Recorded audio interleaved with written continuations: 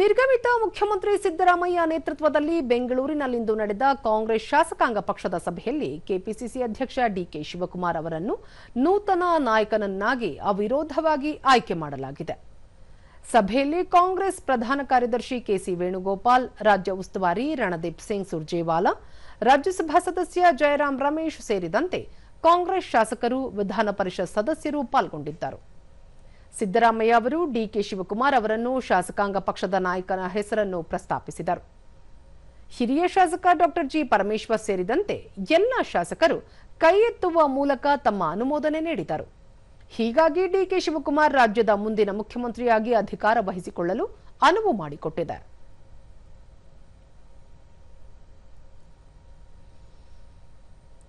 ಸಭೆ ಬಳಿಕ ಸುದ್ದಿಗೋಷ್ಠಿಯಲ್ಲಿ ಕೆಸಿ ವೇಣುಗೋಪಾಲ್, ಶಾಸಕಾಂಗ ಪಕ್ಷದ ಸಭೆಯಲ್ಲಿ ಅವಿರೋಧವಾಗಿ ಡಿಕೆ ಶಿವಕುಮಾರ್ ಅವರನ್ನು ಶಾಸಕಾಂಗ ಪಕ್ಷದ ನಾಯಕರನ್ನಾಗಿ ಆಯ್ಕೆ ಮಾಡಲಾಗಿದೆ.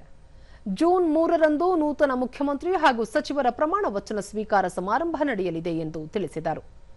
ಶಾಸಕಾಂಗ ಪಕ್ಷದ ಸಭೆಯಲ್ಲಿ ಸಿದ್ದರಾಮಯ್ಯ ಅವರು ಮುಖ್ಯಮಂತ್ರಿಯಾಗಿ ಸಲ್ಲಿಸಿದ ಸೇವೆಯನ್ನು ಮುಕ್ತ ಕಂಠದಿಂದ ಪ್ರಶಂಸಿಸಿದೆ.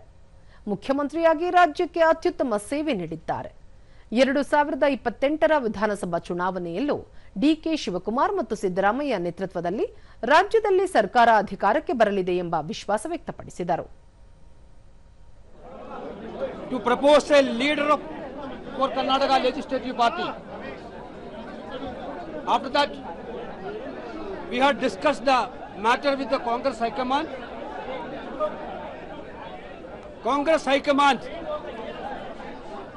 suggested the name of D.K. Shivakumar, Deputy Chief Minister, as the leader of Congress Legislative Party. Siddaramaiah ji proposed the name of D.K. Shivakumar and Dr. Parameshwara seconded it. CLP again unanimously accepted the name moved by Siddaramaiah ji and seconded by Dr. Parameshwar.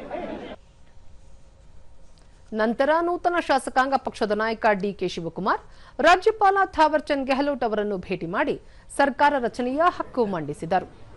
ಈ ವೇಳೆ ನಿರ್ಗಮಿತ ಮುಖ್ಯಮಂತ್ರಿ ಸಿದ್ದರಾಮಯ್ಯ ಸೇರಿದಂತೆ ಕಾಂಗ್ರೆಸ್ ಪಕ್ಷದ ಹಲವು ನಾಯಕರು ಉಪಸ್ಥಿತರಿದ್ದರು.